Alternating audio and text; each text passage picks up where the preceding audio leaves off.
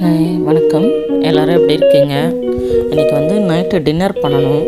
2 நாளாக ரவா தோசை கேட்டுக்கிட்டே இருக்காங்க வீட்டில். பண்ணாமல் அப்படியே ஏமாற்றிட்டுருக்கேன். இன்றைக்கி தோசை மாவும் காலியாகிடுச்சு.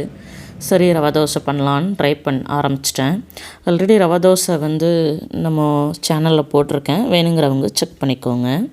நான் ரவையை ஊற வச்சு அதை மிக்சியில் நல்லா அரைச்சி பண்ணுவேன். அதை தான் ஊற வச்சுருக்கேன் ரவையை.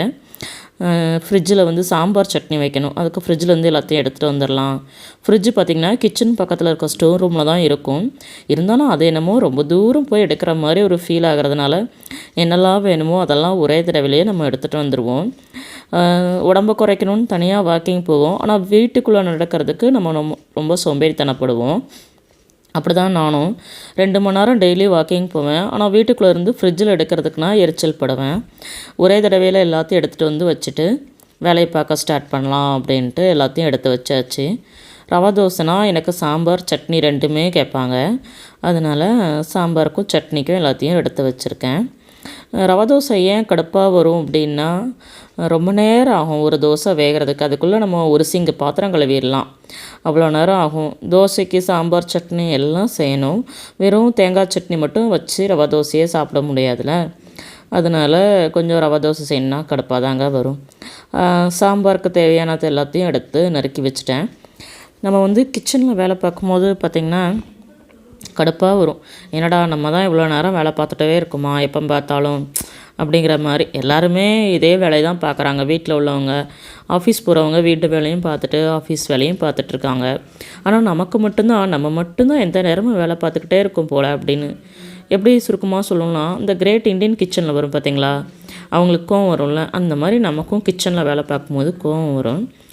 ஆனால் என்னென்னா, நம்ம வேலை பார்க்கும்போது பாட்டு கேட்டுகிட்டே வேலை பாருங்கள். நான் அப்படி தான் பண்ணுவேன். வீட்டில் கிச்சனுக்குள்ளே பார்த்திங்கன்னா ப்ளூடூத் ஸ்பீக்கர் வச்சுருக்கேன். எனக்கு பிடிச்ச பாட்டு நம்ம ஏஜில் கேட்டிருப்போம்ல, அந்த மாதிரி கொஞ்சம் 90s songs, AR Rahman songs, இதெல்லாம் கலெக்ஷன் தனியாக எடுத்து வச்சுருப்பேன். உள்ளே போனோடனே வேலை பாட்டு போடுறது தான். அட்லீஸ்ட் பாட்டு கேட்டுகிட்டே வேலை செஞ்சால் கூட நமக்கு வேலை ஓடுற மாதிரி இருக்கும். ஏன்னா நம்ம கிச்சனில் உட்காந்து இவங்களுக்கு விதவிதமாக சமைச்சிட்ருப்போம். இவங்க ஹாலில் உட்காந்து ஜாலியாக வெப் சீரியலும் புது படமும் ஓடிடியில் பார்த்துட்ருப்பாங்க. அவங்க பார்க்குறது கூட நம்ம பிரச்சனை இல்லைங்க. நம்ம வேலை பார்க்கும்போது அவங்க பார்த்தாங்கன்னா நமக்கு கடுப்பு வரதானே செய்யும். நான் மட்டும் எந்த நேரமும் வேலை பார்த்துட்டே இருக்கேன், நீங்கள் மட்டும் ஜாலியாக இருக்கீங்கிற மாதிரி கோவம் வரும். கோவம் வந்தால் குடும்பம் அழிஞ்சு போகும், வடிவேல் சார் சொன்ன மாதிரி. அதனால் நம்மளும் ஜாலியாக இருக்கலாம் அப்படின்னு சொல்லிட்டு அப்படியே பாட்டு போட்டுகிட்டே தான் வேலை செய்வேன். சாம்பாருக்கெல்லாம் எடுத்து வச்சாச்சு பேசிக்கிட்டே. ரப்பர் பார்த்திங்கன்னா, இது பெங்களூரில் என் தங்கச்சி வள்ளின்னு ஒருத்தங்க அவங்க சொன்ன டிப்ஸு. எப்போவுமே இந்த ரப்பர் பார்த்திங்கன்னா ஃப்ரீசரில் போட்டு வைங்க. அப்படின்னா அது புதுசு மாதிரி நல்லா ஸ்ட்ராங்காக இருக்கும், சீக்கிரம் கெட்டு போகாது, விசில் கரெக்டாக வரும். அது மட்டும் இல்லாமல் அந்த ரப்பர் தேயாது, தண்ணி வடியாது. இந்த மாதிரி ப்ராப்ளம்லாம் இல்லாமல் இருக்குது. நீங்கள் வேணால் ட்ரை பண்ணி பாருங்கள். இந்த சிம்னி இருக்குது பார்த்திங்களா, சிம்னியை ஆன் பண்ணுறதும் ஆஃப் பண்ணுறதுமே ஒரு வேலை. முக்கால்வாசி நான் அந்த சிம்னியை போடவே மறந்துடுவாங்க. அப்புறம் வெக்கையாக இருக்கும் போது தான் சிம்னி போடலையோ அப்படின்னு நமக்கு ஞாபகம் வரும். பேசிகிட்டே டாபிக் மாறிடுச்சு. ஸோ எப்போவுமே பாட்டை கேட்டுகிட்டே ஜாலியாக சமையல் பண்ணுங்கள். நான் மோஸ்ட்லி வீட்டில் ஓப்பன் கிச்சன் வைக்க சொன்னது காரணமும் அதுதான். நான் மட்டும் கிச்சனுக்குள்ளே உட்காந்து தனியாக வேலை பார்க்குற மாதிரி தோணும்.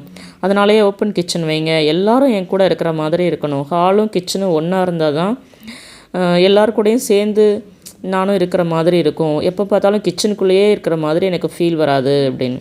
ஒரு வேளை பிடிச்ச படம் ஏதாவது இருந்ததுன்னா நான் கிச்சனில் உட்காந்து வேலை பார்த்துக்கிட்டே அப்படியே டிவி பார்க்குறதுக்கும் நமக்கு கொஞ்சம் வசதியாக இருக்கும். இந்த மாதிரி 2 பெனிஃபிட் இருக்கிறதுனால தான் நான் ஓப்பன் கிச்சன் கேட்டேன்.